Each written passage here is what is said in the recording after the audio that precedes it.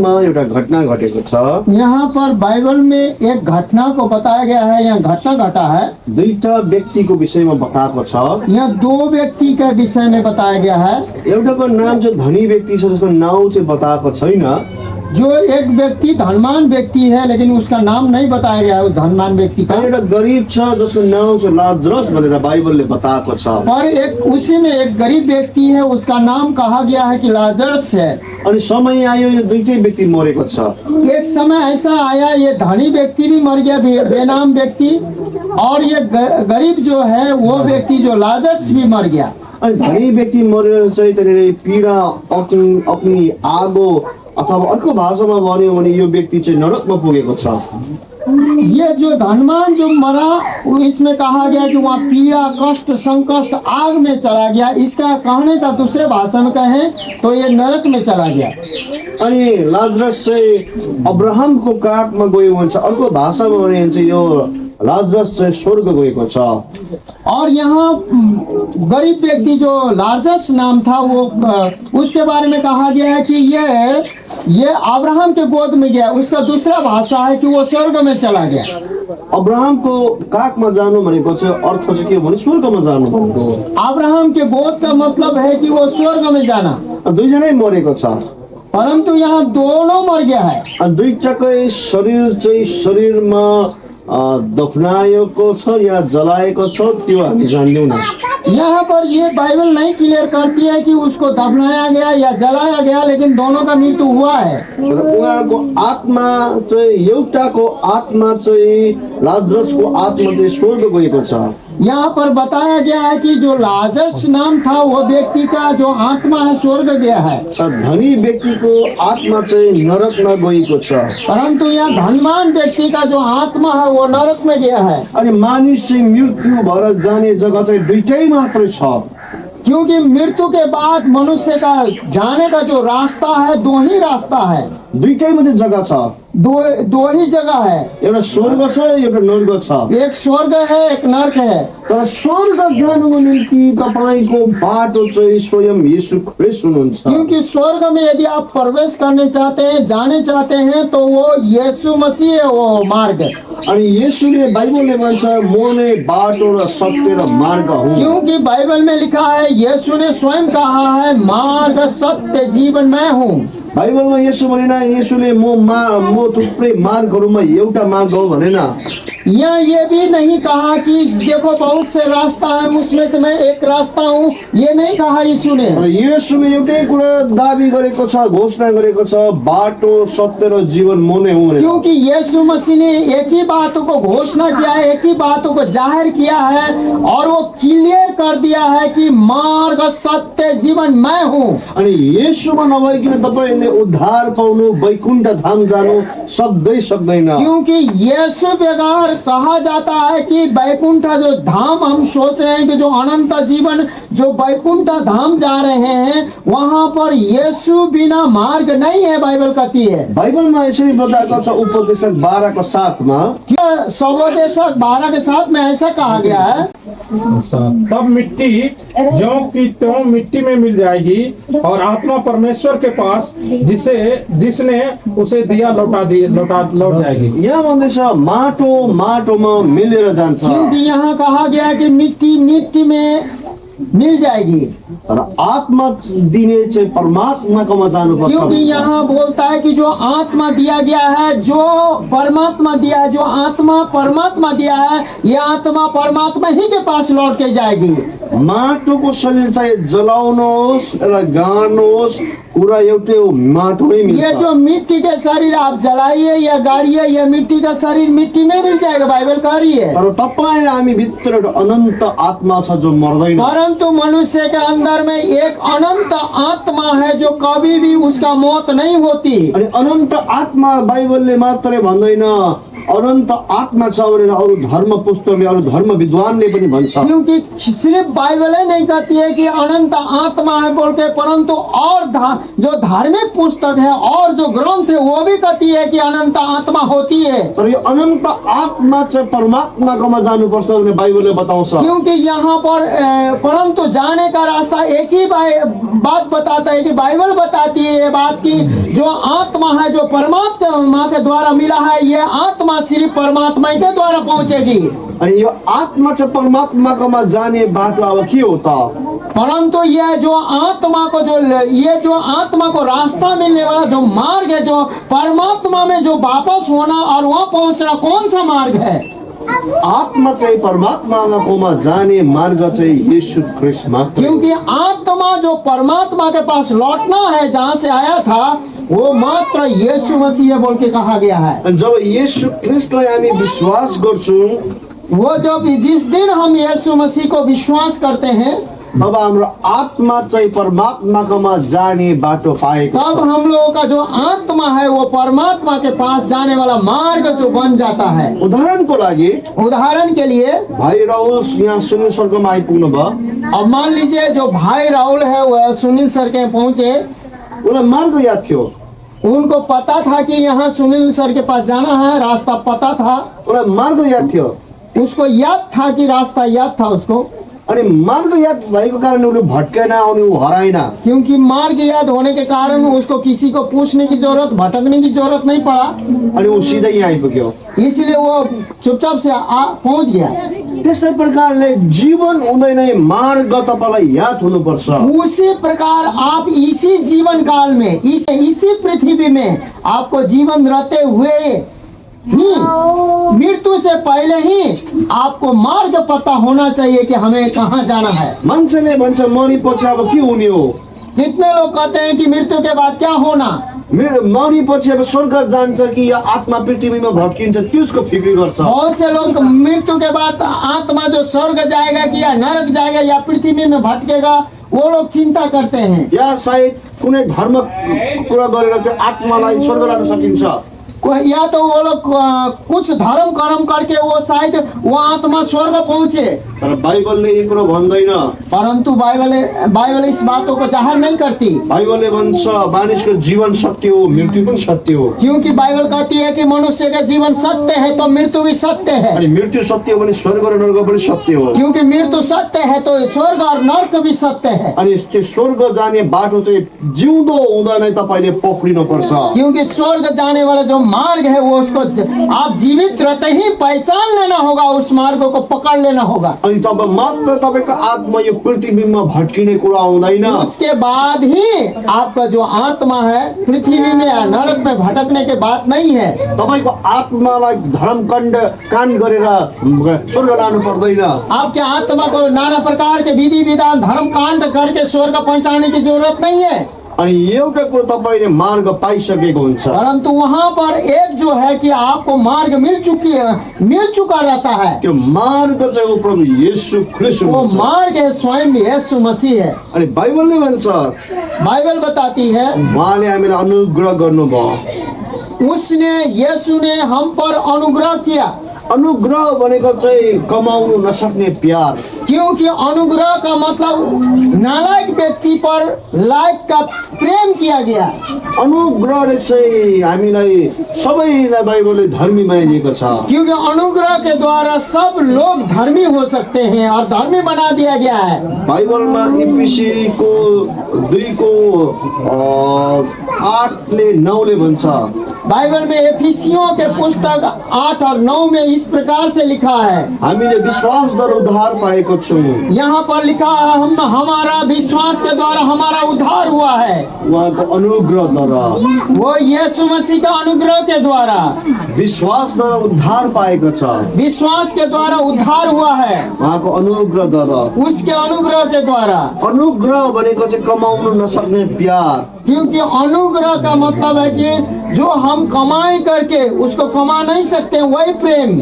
अरे धार्मी व्यक्तिले मात्रै स्वर्ग पाउँछ। कहना है कि एक धर्मी व्यक्ति है जो है वो उसी को स्वर्ग मिलेगा। अनि धर्म काण्ड गर्न लागि गरिबले धर्म काण्ड गर्न सक्दैन। धर्म कांड करने वाला व्यक्ति को जब स्वर्ग मिलता है तो गरीब लोग जो है धर्म कांड नियम परंपरा पूरा नहीं कर सकते हैं। आज 1 लाख पैसा हुनेले धर्मको काम गर्न सक्छ। वो एक तो जिसके पास 1 लाख रुपया है वही उसका तो धर्म कर्म विधि विधान करेगा। जसकोमा 2 लाख हुन्छ अझै बेसी गर्न सक्छ। उसके बाद जिसके पास 2 लाख होगा उससे डबल विधि विधान करेगा। अनि जसकोमा 10 लाख छ अझै बेसी उले राम्रो काम गर्छ। और वो 10 लाख होगा तो उससे और बड़ा बढ़िया विधि विधान कर देगा। 1 करोड हुनेकोमा अझै राम्रो काम और जिसके पास 1 करोड़ होगा और बढ़िया विधि विधान कर देगा। र जो गरिब छ, जो फुटपाथमा छ, परन्तु केही छैन उले अब के गर्ने त? परंतु जो गरीब है, जो फुटपाथ में है, जिसके पास खाना नहीं है, जिसके पास पीना नहीं है, जिसके पास पहनना नहीं है, वो कैसे धर्म कर्म करके पहुंचेगा स्वर्ग? तर अब परमेश्वरले मानिसलाई प्रेम गर्नुभयो। परंतु परमेश्वर ने जगत से मनुष्य से ऐसा प्रेम किया, आफ्नो एकलौत्र पुत्र येशू पठाउनु अपना एकलौता पुत्र यीशु मसीह को पृथ्वी में धरती में भेजा। उहाँमा विश्वास गर्नेले सबै उद्धार र मुक्ति पाएको उस छ। पर जो कोई विश्वास करेगा उनका उद्धार और मुक्ति होगा। अनि अनुग्रहद्वारा धर्मी ठहराएको छ। उनको फिर उसी विश्वास करने के द्वारा अनुग्रह के द्वारा सब कोई धर्मी ठहर जाते हैं। अब यहाँनिर धर्म कर्मले होइन, यहाँ पर धर्म और कर्म की बात नहीं है, यहाँनिर येशूलाई विश्वास गरेपछि सबले उद्धार परंतु पाउँछ। यहाँ पर जो कोई यीशु मसीहा को विश्वास करते हैं उनका पूरी पूरी रीति से उसका उद्धार हो जाता है। अनि येशूलाई विश्वास गर्ने प्रत्येक धर्मी ठहराउँछ। क्योंकि यहाँ बताया गया है कि जो कोई यीशु मसीह पर विश्वास करते हैं हर एक लोग धर्मी ठहर जाते हैं। यहाँनिर अब 2 लाख दिएर 10 लाख दिएर धर्म गर्ने अलिक माथि दिनु नसक्ने तल होइन, तर सबैलाई बराबर। यहाँ पर 2 लाख रुपए देकर धर्म कर्म रीति रिवाज करने विधान करने वाला बड़ा नहीं होता है और जो कंगाल है वो छोटा नहीं होता है, लेकिन दोनों को बराबर मिलता है। किनकि यो चाहिँ सिद्धको कुरा। क्योंकि ये फ्री में मिला, सेतमेत में मिला, सेतमेत में मिलेगा। अनि यो चाहिँ यीशु ख्रीष्टद्वारा मात्रै आउने ये कुरा। मात्र बाइबल कहती है कि मसीह यीशु के ही द्वारा मिल सकता है। अनि बाइबलमा बताउँछ जीवन सत्य हो अनि मृत्यु पनि सत्य हो। क्योंकि बाइबल कहती है कि यदि जीवन सत्य है तो मृत्यु भी एक दिन मौत होगी सत्य है। आमाको गर्भबाट जन्मेको प्रत्येक नाश हुन्छै हुन्छ। क्योंकि बाइबल बताती है कि जो गर्भ माँ के गर्भ में से पैदा होता है होती है वो नाश होता है और नाश हो जाता है। तपाईँ र म आमाको गर्भबाट जन्मिएको। क्योंकि आप और हम किसी माँ के गर्भ से जन्म लिए हैं। हाम्रो शरीर मर्ने कुरा हो। क्योंकि हमारा शरीर एक दिन मर ही के जाएगा। अनि बाइबलमा पनि भनेको छ माटो माटामै मिल्छ। क्योंकि बाइबल भी इस बात को कहती है, पूर्व करती है, मिट्टी का शरीर मिट्टी में मिल जाएगा। आत्मा चाहिँ परमात्माकोमा परंतु जान्छ। आत्मा जो है जिस परमात्मा ने दिया उसी में लौट जाएगा। र जाने बाटो चाहिँ के हो त? परंतु वो आत्मा किस मार्ग से जाएगी? यीशु ख्रीष्टमा वो विश्वास मात्र यीशु मसीह है। गरेर, यीशु ख्रीष्टमा विश्वास गरेर, वो यीशु मसीह में विश्वास करने के कारण अनि उहाँको रगतले हाम्रो पापलाई धोइदिएको छ। उसका जो बहाया हुआ लहू से हमारा पाप को धो दिया है। अनि हरेकलाई याद छ रगतले पापको मोचन हुन्छ भनेर। हर एक पहले से विधि विधान में भी पता है कि लहू बहाने से पाप क्षमा होती है, गरा कट जाती है। तर येशूको रगतले मात्रै मानिसको पाप धोएको छ। क्योंकि यीशु मसीह ने जो कलवरी क्रूस में बहाया हुआ लहू के कारण ही मनुष्य का पाप धुल जाता है। अनि त्यो तपाईँको विश्वासद्वारा हो। वो आपके विश्वास के द्वारा। अब यहाँ धनी मानिस र लाजरसको कुरा आउँदैछ। यहाँ पर एक धनी व्यक्ति जो है, एक व्यक्ति है और गरीब जो लाजरस है।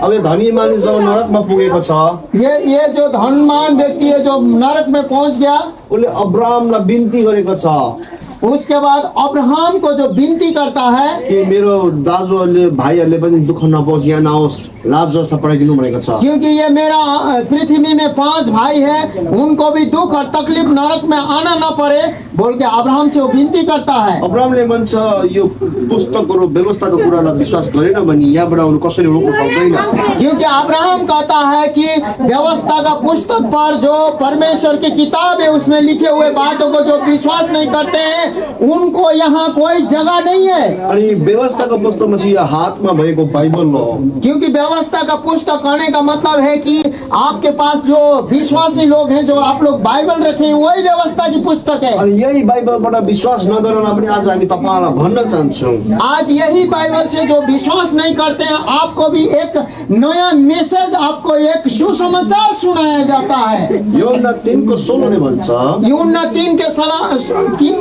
3:16 में बाइबल में इस प्रकार से लिखा गया है, परमेश्वरले संसारलाई यस्तो प्रेम गर्नुभयो, वहाँ पर कहा गया कि परमेश्वर ने जगत से, संसार के लोगों से ऐसा प्रेम किया, उहाँले एकमात्र पुत्रलाई दिनुभयो, उसने अपने एकलौता पुत्र को दे दिया। जसले विश्वास गर्छ जो कोई विश्वास करता है, प्रत्येक नाश नहोस् परंतु प्रत्येक हर एक नाश न हो, तर अनन्त जीवन पाओस्। परंतु अनंत जीवन उसे मिले।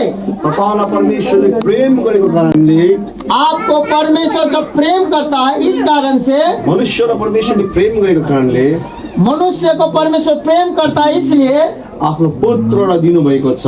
अपने पुत्र को दे दिया। उहाँमाथि विश्वास गर्ने चाहिँ उस पर जो विश्वास करते हैं, आज त्यो धनी मानिस जस्तो नष्ट हुनु पर्दैन, वो अमीर व्यक्ति के समान नष्ट होने की जरूरत नहीं है। किनकि बाइबलले बताएको छ परमेश्वरले आफ्नो पुत्र यीशु मसीहलाई दिनुभयो। क्योंकि बाइबल में इस प्रकार से बताया गया है कि परमेश्वर ने संसार से, जगत से ऐसा प्रेम किया कि अपने एकलौता पुत्र स्वर्ग से मनुष्य का रूप लेके आया। अनि यहीलाई तपाईँले जब बाइबलले भनेको कुरा तपाईँलाई हामी भन्दैछौँ, यसलाई विश्वास गर्नुहुन्छ, यो भित्र नै तपाईँको उद्धार छ। और जब बाइबल में जो लिखा हुआ बातों को जब हम प्रचार कर रहे हैं, जो बात बोल रहे हैं, इस बातों को आप विश्वास करते हैं तो स्वयं आपके जीवन में उद्धार आएगा। अनि उद्धार भनेको छुटकारा हुनु, स्वतन्त्र हुनु। और उद्धार जब आ जाता है तो स्वतंत्र होना, छुटकारा होना। मरेपछि कहाँ जान्छु भन्ने कुरा हो। ये मृत्यु के बाद कहाँ जाता है, कहाँ जाऊंगा, कहाँ जाऊंगी, इस बात को निश्चयता छैन जीवनमा।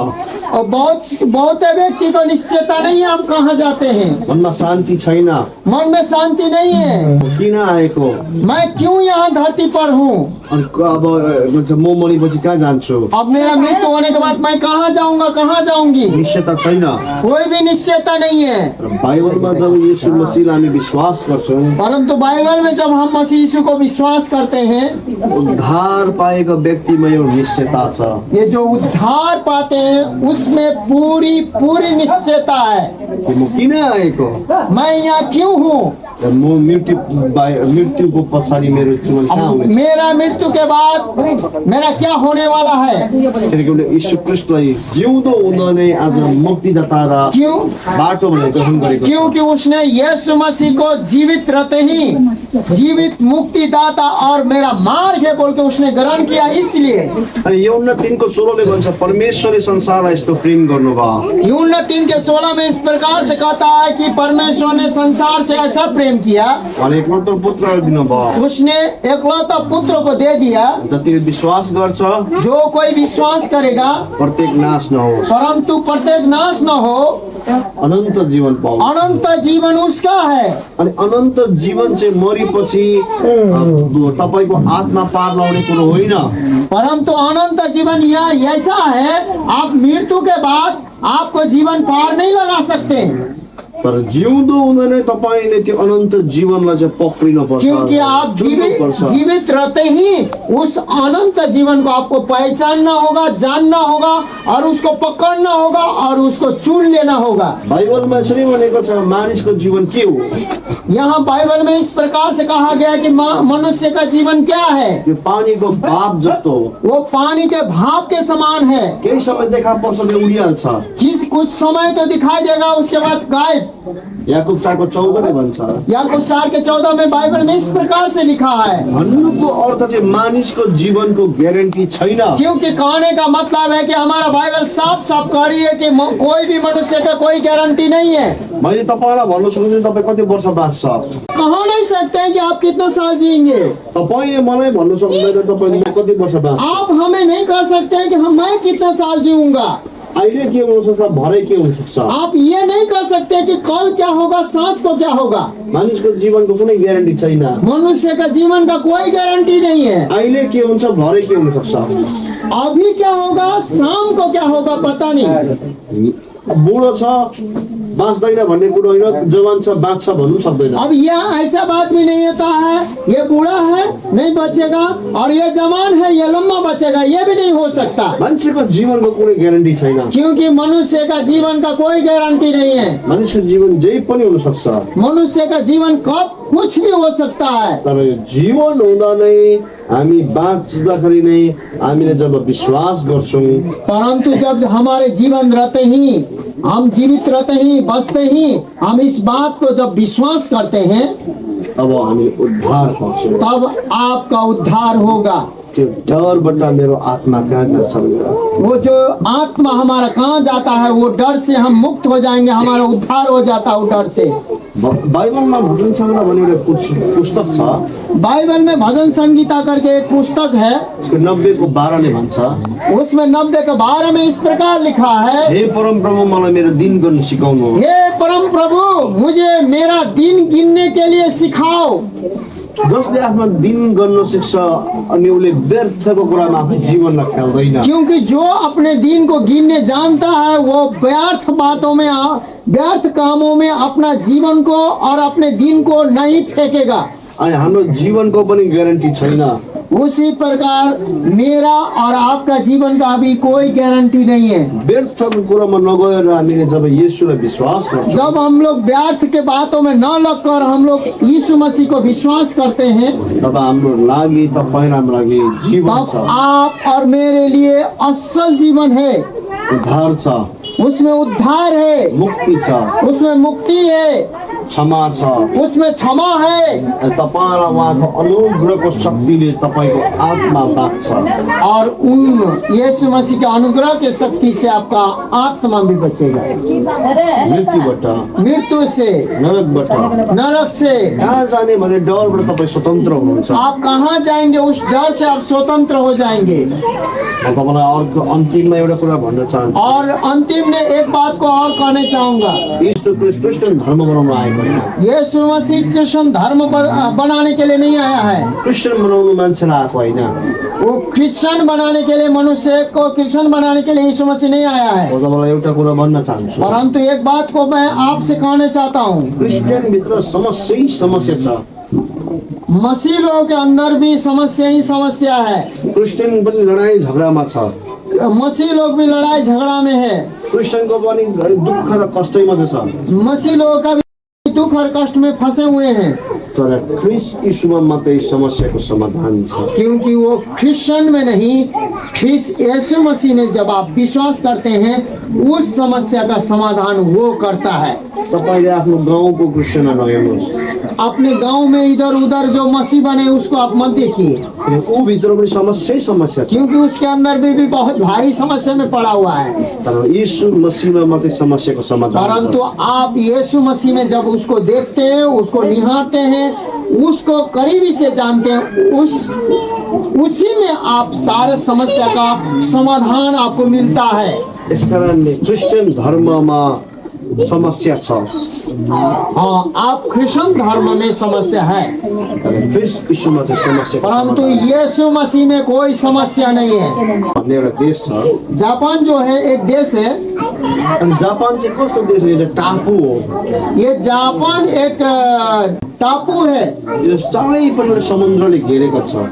ये चारों दिशा से समुद्र से घेरा हुआ और बीच में टापू है। अनि यसको जमिनको एरिया कम्ती छ। इसके जमीन का एरिया कम मात्रा में है। र जापानमा चाहिँ एउटा के छ भने एक दोस्रोलाई सघाउने, एक दोस्रोलाई सहायता गर्ने उनीहरूको क्योंकि व्यवहार छ। जापानीज लोग का ऐसा स्वभाव है, वो लोग एक दूसरे को सहायता करते हैं, एक दूसरे को मदद करते हैं। मानिनुहोस् कुनै गाडी लडिहाल्यो भने हामी हेर्छौँ, तर उनीहरू चाहिँ झरेर त्यो गाडी उठाएर त्यो गाडी स्टार्ट गरेर पठाइदिने मान्छे। मान लीजिए किसी गाड़ी का एक्सीडेंट हुआ, हम लोग देखते रहते हैं, लेकिन वो लोग तुरंत गाड़ी से उतरेंगे और उस गाड़ी को उठाएंगे और भेजेंगे जहाँ भेजना, हॉस्पिटल भेजना हो या कहीं भेजना हो, भेजेंगे। त्यो एक दूसरालाई सघाउने उनीहरूकोमा व्यवहार छ। क्योंकि उन लोगों के जो स्वभाव है, व्यवहार है, एक दूसरे को मदद करने का व्यवहार है। त्यस्तै प्रकारले जापानमा एउटा मान्छेले धान रोप्दाखेरि सबैजना आएर धान रोपिदिएछ। क्योंकि इसी प्रकार एक व्यक्ति जो जापानीज था वो धान को रोप रहा था, उस समय और लोग भी आके उसका धान रोप दिया। अनि त्यो धान फलेर एकदम माथि माथि आइसकेको छ। उसके बाद मान लीजिए वो धान उग गया और उसका पूरा टाइम हो गया तो वो फर गया और ऊपर ऊपर आने लगा, त्यो पाक्न आँटेको छ। वो घना होकर पकने लगा अझै कटनी गर्ने समय आउँदैछ। और वो काटने का समय हो रहा है। तर एक दिन त्यो मान्छे बिहान 4 बजीतिर उठेछ। एक दिन जो कटनी करने के समय वो धान वाला जो मालिक है सवेरे 4 बजे उठा अनि यसो हेरेको त और ऐसे देखता है परबाट त समुद्रको पानी बट्टारेर आउँदैछ त्यो जग्गामा। बहुत दूर से वो उसके जो धान के जगह में है समुद्र के पानी लहरों के साथ उसके ओर आ रहा है। त्यो टापुमा आउँदैछ। वो टापू भरते हुए समुद्र का लहर आ रहा है। परबाट समुद्रको टापुमा पानी आउन लागेको छ। दूर से समुद्र के टापू में लहर, जो समुद्र का पानी का लहर पहुंचने वाला है। अब उसले एक एक घरलाई बताएपछि ढिलो हुन्छ। परंतु वो एक एक घर को बताएगा तब तो लेट हो जाएगी। उसले कसो गर्छ भने वो इस प्रकार के काम करता है। उसको त्यो धानमा आगो लगाइदिन्छ। उसके बाद वो धान में माचिस जला के आग लगा देता है। जति त्यो आगो बल्दै जान्छ जितना धान को आग पकड़ते हुए आग तेजी से फैलता है, पल्लो पल्लो सबै त्यो आगो निभाउनु आउँछ। वो जो इधर उधर का सब देखकर गांव अगल बगल का देखकर वो धान को देखकर वो आग को बुझाने के लिए आते हैं दौड़ के। सहायता गर्न आएको। वो खास उन लोगों का धान में इसका गलती से आग लगे बोल के उसको मदद करने आया है। तर सबै त्यो आइपुग्दाखेरि वो लोग सब धान में जो आग लगा बुझाने जब सब लोग पहुंच गए, समुद्रको छालले पनि हिर्काउँछ। उसके बाद समुद्र के छाल भी वहां पर आ जाता है, उसमें धान में लग जाता है पूरी रीति से। टापुमा आउँछ। वो टापू में आ जाता है। अनि धेरै मान्छे बाँच्छ।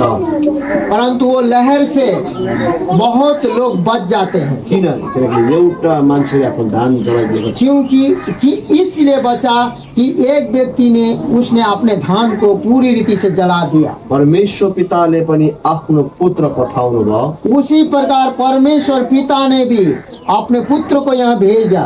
दुःख कष्ट कोरा चोट क्रूसको दर्दनाक मृत्युमा जलाउनु। उसी प्रकार मसीह यीशु को दुख कष्ट पीड़ा कोड़ा का चोट दर्दनाक उसको फूटा गया क्रूसको मृत्युमा जलायो। वो उसके बाद उसी प्रकार क्रूस में टांग कर क्रूस के मृत्यु में जला दिया। अब तपाईले देख्नुहुन्छ क्रिस्चियनको भगवान क्रूसमा टाँगिरहेको। आप देखते हैं कि कृष्ण का जो भगवान है क्रूस में टांगल है। माया लाग्छ होला तपाईलाई। आपको उसको देखकर तरस आता होगा। हामी पनि पहिला हिन्दू ब्याकग्राउन्डबाट आउँदा हामीलाई पनि माया लाग्थ्यो।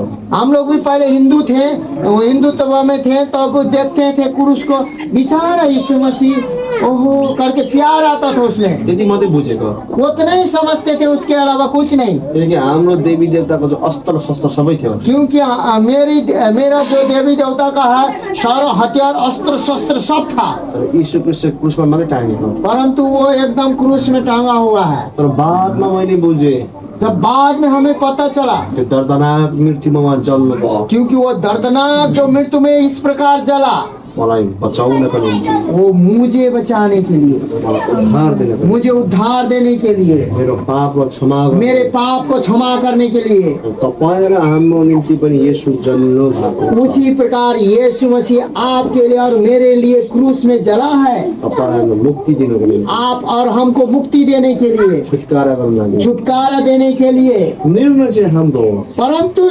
अपना निर्णय हम क्या लेते हैं क्या नहीं लेते अपना निर्णय। सतयुगमा चाहिँ पशु पंक्षीले पनि मानिसको कुरा बुझ्थ्यो। ऐसा कहा जाता है कि सतयुग में जो पशु पंछी होते हैं वो मनुष्य के बातों को समझते थे। एउटा जालहारी गएछ, और एक जो जालहारी होता है जो शिकार करने वाला जाल लेकर जालहारी चला गया। अनि एउटा पोखरीको माथि उभिएछ। उसके बाद एक तालाब के ऊपर खड़ा हो गए जाल लेकर। ठुल्ठुलो माछा देखेछ, उसके बाद उसने बहुत बड़ा बड़ा मछली को देखा, 3टा माछा। वो 3 मछली था। अनि भनेछ आज त मैले जाल ल्याएको छुइनँ, आज तो मैंने जाल को नहीं लाया, भोलि म जाल ल्याउने छु, कल मैं जाल को लाऊंगा, अनि यसलाई पक्रिने छु, उसके बाद इसको पकड़ूंगा, मारिदिने छु। उसके बाद मारूंगा। माछाले सुनेछ, मछली सुन लिया, बुझेछ। वो समझ गया। अनि 3जना दाजुभाइ माछाको इमर्जेन्सी मिटिङ भएछ। उसके बाद 3 मछली जो भाई भाई थे, 3 में से जल्दी जल्दी बुला के वो लोग मछली लोग मीटिंग किया। अनि ठुलो दाजु चाहिँ 1000 बुद्धि थिएछ। वो जो बड़ा भाइ था, जो एक बड़ा भाई था, वो 1000 बुद्धि वाला था, ठुलो टाउकोबाट धेरै बुद्धि भएको, 1000 बुद्धि भएको। क्योंकि उसका मुड़ी भी बड़ा था, बड़ा भाई का मछली का। वो 1000 को बुद्धि रखता था अपने माथे में। अनि दोस्रो भाइ रहेछ जो चाहिँ 100 बुद्धि। उसका दूसरा जो सेकंड भाई मजिलका था, उसका 100 बुद्धि था। अनि अन्तिम तेस्रो भाइ जसको चाहिँ 1 बुद्धि मात्रै, सानो वो टाउको। छोटका जो भाई था, 3 भाई में जो छोटका भाई था, उसका तो पास एक ही बुद्धि था, छोटा सा मुड़ी था उसका। अनि त्यो 1 बुद्धिले भनेर दाजुहरू म चाहिँ यो पोखरी छोडेर भाग्ने हो भनेछ। उसके बाद एक बुद्धि वाला ने बोला, सुनो भैया, हम इस तो तालाब कहीं छोड़ के हम कहीं भाग जाते हैं। 1000 बुद्धि र 100 बुद्धि दाजुले कराएछ। उसके बाद 1000 बुद्धि वाला ने और 100 बुद्धि वाला ने उसको छोटा भाइ को डांटा। तो कसरी यो पोखरी छोड्छस्? तुम कैसे इस तालाब को छोड़ सकते हो? यो हाम्रो बाजे परदादाको पोखरी हो। हमारा दादा परदादा इसी में जन्म लिया, इसी में मिटा, यहीं रहते हैं हम लोग। यो छोड्नु हुँदैन। इसको नहीं छोड़ सकते हो, हम लोग नहीं छोड़ सकते इसको। म 1000 बुद्धि हो, तर कसरी म बचाउँछु बुद्धि लगाएर। मेरे पास 1000 को दिमाग है, माथे में बुद्धि है, तुमको किसी भी प्रकार से हम बचा लेंगे। अनि 100 बुद्धिले भनेछ म पनि तँलाई बचाउँछु भनेछ। उस 100 बुद्धि ने भी गारंटी दिया, हम भी तुझे बचाऊंगा। तर एक बुद्धि चाहिँ परंतु एक जो बुद्धि वाला मछली है, भन्छ होइन यहाँ बसेर केही लाभ छैन। नहीं नहीं नहीं नहीं, हम यहाँ ठहर नहीं सकते, यहाँ रहकर हमको कोई फायदा नहीं है। अनि त्यसको पोखरीको छेउमा चाहिँ झरना बोक्दै थियो रहेछ। वो जो तालाब के किनारे एक झरना भी बह रहा था। लु म चाहिँ निर्णय गरेँ, म चाहिँ यो पोखरीबाट निस्किने हो, क्योंकि मैं तो निर्णय ले चुका हूँ, इस तालाब से मैं कूदता हूँ उधर झरने में। त्यो निस्केछ। उसके बाद वो कूद के झरने से चला गया। अनि त्यो पानीसँग बोकेर तल गएछ। उसके बाद वो झरने के साथ बहते बहते दूसरा नदी में चला गया। अनि भोलिपल्ट जाल हालेछ। उसके बाद कल जो मनुष्य जो कह रहा था, जो जाल लेकर आया, बड़ा सा जाल, अनि माछा पक्रिने कोसिस गरेछ। उसके बाद वो क्या बोलते हैं, मछली को जाल में फंसाने का कोशिश किया। अनि त्यो 1000 बुद्धि, त्यसको धेरै बुद्धि छ। वो 1000 बुद्धि वाला तो बहुत बुद्धि है। अनि घरि यता लुकेछ, घरि उता लुकेछ, घरि यता लुकेछ। वो 1000 बुद्धि वाला इधर जाल फेंकता है तो उधर जाता, उधर जाल फेंकता तो इधर जाता। तर मान्छे हो, मान्छेको बुद्धि झन् बेसी हुन्छ। क्योंकि मनुष्य है, मनुष्य का तो बुद्धि और ज्यादा होता है। पक्रिहाल्छ। उसको 1000 बुद्धि वाला को पकड़ लिया। अनि 100 बुद्धिलाई पक्रेछ। अब उसके 100 बुद्धि वाला को भी पकड़ लिया। घरि यता घरि उता लुक्छ अरे। और 100 बुद्धि वाला भी दिमाग लगा रहा, 100 जगह इधर उधर करते करते। तर मान्छे हो पक्रे। परंतु मनुष्य है, मनुष्य से जाल से नहीं बच सका, उसको भी धर लिया। पक्रेर हाँडीमा राख्यो। उसके दोनों को हंडा में रख दिया। अनि बेलुका कराईमा फ्राई भयो। उसके बाद रात में तावा में फ्राई कर दिया। मर्यो। मर गया। किन मर्यो? क्यों मरा? उनीहरूको जिद्दीपन थियो। क्योंकि उनका बहुत जिद्दी था। यो पोखरी छोड्नु हुँदैन। क्योंकि हमारा ये दादा परदादा का ये तालाब है, इसको हम लोग नहीं छोड़ेंगे। उसको जिद्दीपनले मर्यो। वो अपने जिद्दीपन से मर गया। एक बुद्धि किन बाँच्यो? परंतु जो एक बुद्धि जो मूर्ख है, उसके पास नहीं था, क्यों बचा? उसले निर्णय लियो पोखरीबाट निस्किने। क्योंकि उसने निर्णय लिया कि मैं इस तालाब को छोड़ना पड़ेगा मुझे। यो बाँच्यो। वो बच गया। हामी पनि त्यस्तै छौँ। हम लोग भी ऐसा ही हैं। मनुष्य यस्तै छ। मनुष्य ऐसा ही है। क्रिस्चियन मसीह चर्च जाने कुरा, चर्च जाते हो? बाउ बाजेको धर्म किन छोड्यो? हाँ, तुम अपने दादा परदादा के धर्म को छोड़ दिया। म एउटा कुरा भन्न चाहन्छु, आदरको साथमा। मैं आपको आदर भक्ति के साथ आपके बीच में एक बात को पेश करने जा रहा हूँ। जुन धर्म चाहिँ हामी बाउ बाजेको भनेर पक्रेर बसिरहेका छौँ, जिस धर्म को हमने दादा परदादा बोलकर पकड़ के बैठे हुए हैं, यसमा जीवन छैन भने केही लाभ छैन। इसमें जीवन नहीं है तो कोई लाभ नहीं है। यसमा मृत्यु मात्रै हुन्छ। वहाँ मृत्यु ही मृत्यु आएगी खाली। जसमा जीवन छ परंतु जिसमें जीवन है, उसलाई अपनाउन र निर्णय लिँदा कुनै सङ्कोच नमान्नु। यदि आप उसमें जीवन है, आप बच सकते हैं, तो उसमें यदि निर्णय लेते हैं तो आपको संकोच करने की जरूरत नहीं है। किनकि यीशु ख्रिस्टले तपाईँलाई जीवन दिन चाहनुहुन्छ। क्योंकि यीशु मसीह हर एक लोग यहाँ जो सुन रहे हैं और सुनते हैं, जो मसीह में है, जो मसीह में नहीं है, सबको परमेश्वर यीशु मसीह आपको जीवन देना चाहता है आप लोगों को। परमेश्वरले तपाईँ र हामीलाई प्रेम गर्नुभएको छ। क्योंकि परमेश्वर ने आप और मुझे प्रेम करता है। प्रेम भनेको जस्तो कुरा हो, प्रेम ऐसा बात है। मानिसलाई आज प्रेमको कमी भयो भने मानिस विद्रोह हुन्छ। क्योंकि आज मनुष्य के जीवन में भी देखिए, मनुष्य के पास भी यदि प्रेम का कमी हो जाता है तो वो विद्रोह करने लगता है। त्यो विद्रोहले जो उसलाई विनाश गर्छ। क्योंकि जो विद्रोह करते हैं, विद्रोह में वो विनाश हो जाता है। अच्छा, बाइबलबाट यस्तो धर्म ग्रन्थ हो जसले चाहिँ भन्छ परमेश्वरले प्रेम गरेको छ। वही जो बाइबल ही एक चीज है कि जो पवित्र शास्त्र है, जो कि परमेश्वर ईश्वर जो आपका सृष्टिकर्ता भगवान आपसे प्रेम करता है, सिर्फ बाइबल कहती है। विभिन्न धर्म पुस्तकहरू छ, ऐसा विभिन्न धर्म शास्त्र है, विभिन्न धर्म गुरुहरू छ। बहुत से धर्म गुरु लोग हैं। तपाईँले सोध्नुहोस्, आप उनको पूछिए, मन्त्र त्यहाँ छ, वहाँ मंत्र है, श्लोक छ, त्यहाँ वहाँ पर श्लोक है, राम्रो राम्रो कुरा छ। वहाँ बहुत से ज्ञान वाली बात है। चोर्नु सिकाएको छैन, वहाँ चोरने के लिए नहीं सिखाया है, अन्याय गर्नु सिकाएको छैन, वो अन्याय करने के लिए नहीं सिखाया है। असल बातहरू छ। वहाँ भी असल बात है, कहीँ पनि म प्रेम गर्छु भनेर छैन। परंतु वहाँ पर कहीं भी नहीं लिखा है कि मैं मनुष्य को प्रेम करता हूँ। बाइबल मात्रै एउटा यस्तो पुस्तक हो, परंतु बाइबल ही एक ऐसा पुस्तक है, म प्रेम गर्छु भनेको छ। बाइबल ही एक पवित्र शास्त्र है। परमेश्वर आपका भगवान कहता है कि मैं तुमसे प्रेम करता हूँ, ताकि हामी विद्रोह नहोस्, क्योंकि हम परमेश्वर के विरोध में ना जाएं विनाश नहोस्। और परमेश्वर से विद्रोह करके हम नाश न हो। यो चाहिँ ठुलो कुरा तपाईँ। यही बड़ी बात है मनुष्य जाति के लिए।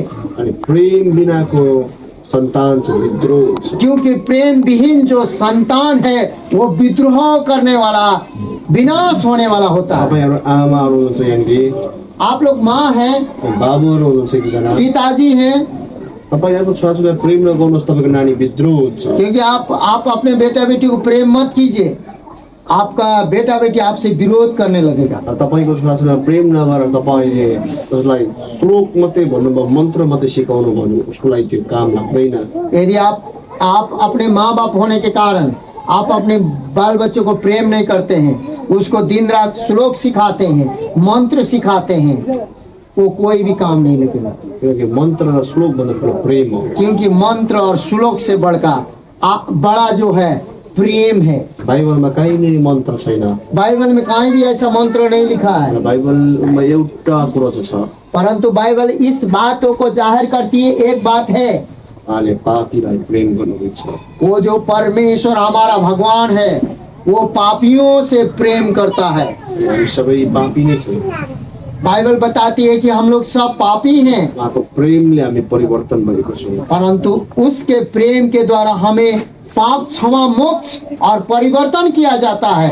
प्रेम बिना हुनु भनेको टुडापन हो भनेको। क्योंकि प्रेम विहीन होने का मतलब है अनाथ।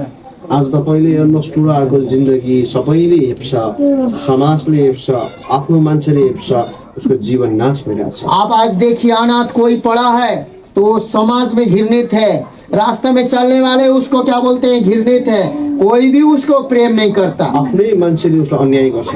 अपने जो उसका जो अनाथ है तो वो अपने भाई यदि चाचा या कोई भी हो, अपना आदमी उसका अनाथ है, माँ बाप विहीन है, तो वो अपने लोगों से भी सताया जाता है। ईश्वरले प्रेम गर्नुभयो तपाईँ र मलाई। परंतु यहाँ बाइबल कहती है कि परमेश्वर ने आप और मुझे प्रेम किया। यो साधारण प्रेम होइन, ये साधारण प्रेम नहीं है, तर पिताले आफ्नो पुत्रलाई प्रेम गरेको जस्तो प्रेम गर्नु। वो वैसा बात है मेरे प्रिय मित्रों। एक पिता जो अपने पुत्र पर प्रेम को जाहिर करता है वही प्रेम है।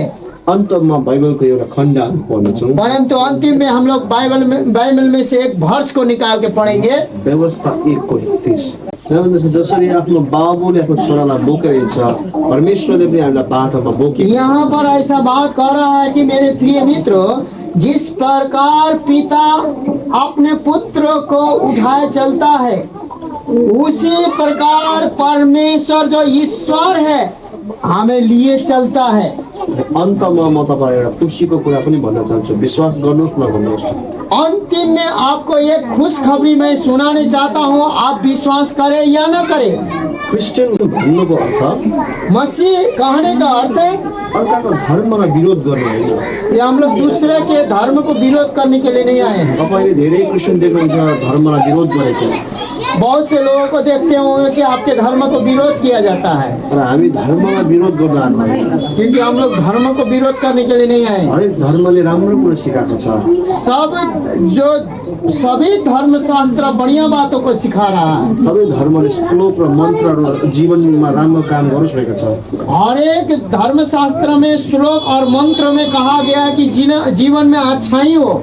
बाइबल मात्रै यस्तो साँचो कुरा जस्तै प्रेमको विषयमा बताएको छ। परंतु मेरे प्रिय मित्रों, बाइबल जो पवित्र शास्त्र ही है जो कि प्रेम के बातों को जाहिर करता है और बता दिया है खुला प्रकार से। त्यो प्रेम चाहिँ बाबुको जस्तो प्रेम हो। और यहाँ पर बोलता है कि वो प्रेम ऐसा प्रेम है अपना पिता के समान एक पुत्रों को जो उठाए चलता है। पहिलो पत्रुस 2:24 हामी हेर्नेछौँ। यहाँ पहला पत्रस 2:24 में इस प्रकार से बताती है। तपाईँको लागि खुसीको कुरा म बताउँदैछु। यहाँ पर जो पत्रस में इस प्रकार के बात बताती है, दो बात। एउटा चाहिँ येशूले हाम्रो पापलाई आफैमा लिनुभयो र क्रुसमा चढ्नु भएको छ। पहली बात मेरे प्रिय मित्रों, हमारे पापों को, अपराधों को, अधर्मों को, हमारे रोगों को, हमारे मृत्यु को, जितना भी अपराध है, पाप है, यीशु मसीह ने स्वयं अपने देह पर लेकर क्रूस में चढ़ा है ताकि हामीमा धार्मिकता आओस् भनेर। पर हमारे जीवन में ईश्वरीय जो धार्मिकता है हमारे शरीर में, प्राण में, आत्मा में हमारे पास आ जाए। हामीले धर्म कमाउनु पर्दैन। हमें धर्म कमाने की आवश्यकता नहीं है, हामीलाई धार्मिकता धर्म चाहिँ येशूले कमाइदिएको छ। क्योंकि हमारे लिए जो धार्मिकता है यीशु मसीह ने क्रूस में कमाई करके रख दिया है। अनि विश्वास गर्यौँ भने त्यो कमाएको धार्मिकता हामीमा पनि आउँछ। जिस दिन हम विश्वास करते हैं उस बातों को, वो जो कमाई करके मसीह यीशु ने जो रखा है वो हमारे पापों को ले लेता है और बदले में वो अदला बदली करके हमें धार्मिकता दे देता है। दोस्रो खुसीको कुरा चाहिँ यो, परंतु दूसरा खुशी का जो सुसमाचार के बात आपके लिए ये है कि उहाँले खाएको कोलाका चोटमा चङ्गाई छ। वो यीशु मसीह को क्रूस में टांगने से पहले उसको कोड़ा के चोट मारा गया है, 39 कोड़ा मारा गया है। बाइबल बताती है कि जब यीशु मसीह कोड़ा के चोट खा रहे थे तब उस कोड़ा के चोट इसलिए खा रहे थे आप और मैं पूरी रीति से हर एक बीमारी से चंगे हो। अनि तपाईँ यदि चङ्गाईको लागि आउनु भएको छ, तपाईँको लागि खुसीको कुरा, हामीले प्रार्थना गर्दा शक्ति भोग्ने हामी हिलर, हामी कुनै बाबा, हामी कुनै बुटी बनाउने मान्छे होइन। यदि आप चंगाई के लिए आए हैं तो हम प्रार्थना करें कोई एकदम शक्ति बहे और बाबा और ताबीज देने वाला कोई भी हम व्यक्ति नहीं है। येशूले खाएको कोर्राको चोटमा तपाईँको लागि चङ्गाई राख्छ। परंतु जब आप इस बात को विश्वास करते हैं तो यीशु मसीह ने कलवरी क्रूस में जाने से पहले जो कोर्रा का चोट उसको मारा गया है, उसका लहू बहाया गया है, उसी चोट से आप चंगे हो जाते हैं। र एउटा बाइबलमा एउटा घटना छ। परंतु एक बात है जो बाइबल में एक घटना है, लाजरस नाम भएको व्यक्ति छ, एक जो लाजरस नाम के एक व्यक्ति है, जो चाहिँ अर्कै व्यक्ति हो। जो और दूसरा व्यक्ति है, उसको नाम पनि लाजरसै थियो। उसका नाम भी लाजरे है। ऊ मर्यो, वो उसका मृत्यु हो गया। 4 दिनसम्म चेनमा राखेको थियो। उसको 4 दिन तक कब्र में रखा गया था। येशूले उसलाई जगाउनु भयो, यीशु ने जाकर उसको कब्र से निकाला, जीवित निकाला। जिउँदो बनाउनु भयो। वो जीवित हो गया। तर अहिले लाजरस छैन, परंतु लाजरस नहीं है, मर्यो। मर गया। हामी धेरैचोटि शरीरको चङ्गाई मात्रै खोज्छौँ। परंतु बहुत से बार हम लोग सिर्फ शरीर के चंगाई को ढूंढते हैं। तपाईँ शरीरको चङ्गाई पाउनुहुन्छ होला। आप शरीर के चंगाई को आप प्राप्त कर सकते हैं, करते हैं। शरीरको चङ्गाई मात्रै भएर बस्नुहुन्छ भने, परंतु शरीर में आप चंगाई मिला, आप चुपचाप से बैठ जाते हैं। शरीरको चङ्गाई मात्रै भएर बस्न चाहनुहुन्छ भने, यदि शरीर के चंगाई प्राप्त करके सिर्फ रहने चाहते हैं, तपाईँको एक दिन त्यो शरीर मर्छ। वो शरीर चंगा तो होगा, लेकिन एक दिन आपका शरीर का मृत्यु हो जाएगा, आप त्यो मर शरीर जाएंगे। जति नै चङ्गाई भए पनि, जति नै यसलाई धुलो लाग्नुबाट बचाए तापनि, जति नै यसलाई माया गरे पनि यो शरीर मर्छ। ये शरीर जितना भी हम लोग सुरक्षित रखें, एक दिन शरीर मर ही जाता है। जति नै चङ्गाई भए पनि यो शरीर मर्छ। ये जितना बार भी आप चंगाई हो, एक दिन आपको ये शरीर से मिट जाना ही है, आपको मर जाना ही है। आत्मा मर्दैन। परंतु एक बात को आप ध्यान से सुन लीजिए, आपका आत्मा कभी नहीं मरता। आत्मा जाने ठाउँ चाहिँ स्वर्ग र नरक मात्रै छ। आत्मा जो प्रवेश करने का जगह 2 ही जगह है, एक स्वर्ग है, एक नरक है। अनि स्वर्ग लाने बाटो चाहिँ यीशु ख्रीष्ट मात्रै हो। जो स्वर्ग जाने वाला मार्ग और स्वर्ग लेके जाने वाला मार्ग मात्र यीशु मसीह है। उपदेशक 12 का 7 मा हामीले हेर्यौँ हम लोग सबदेशक 12 के साथ में देख लिया। कि शरीर चाहिँ माटोले बनाएको माटोमै मिल्छ। मैंने कहा कि वहाँ वचन के द्वारा शरीर जो है मिट्टी से बना है, मिट्टी में मिल जाएगी। आत्मा चाहिँ परमात्माकोमा जानुपर्छ। परंतु वहाँ पर जो सबदेशक के 12 के बारे में लिखा है कि आत्मा परमात्मा के पास जाएगी। अनि त्यो परमात्माकोमा जाने बाटो चाहिँ यीशु ख्रीष्ट मात्रै हुनुहुन्छ। परंतु वो परमात्मा के पास आपके आत्मा को लेकर पहुंचने वाला बाइबल कहती है कि मात्र यीशु मसीह एक ही प्रभु है। किनकि आत्मा अझै अमर छ, मर्दैन। क्योंकि आत्मा अभी भी अमर है, वो कभी भी नहीं मरता। आत्मालाई टुङ्गो लाउने, थन्काउने जग्गा चाहिँ स्वर्ग चाहिँ यीशु ख्रीष्टद्वारा मात्र हुन्छ। क्योंकि वो आत्मा को जाने की जगह, आत्मा को वापस होने की जगह और आत्मा को अनंत जीवन मिलने की जगह वो स्वर्ग है, वो यीशु मसीह ही सिर्फ पहुंचा सकता है। आशा गर्छु तपाईँले हाम्रो यो कुरा बुझ्नुभयो। धन्यवाद तपाईँले समय दिनुभएको निम्ति। मैं आशा करता हूं कि आप लोग इस बातों को समझ गए हैं। धन्यवाद देते हैं, इस समय आप लोगों ने दिया इसके लिए।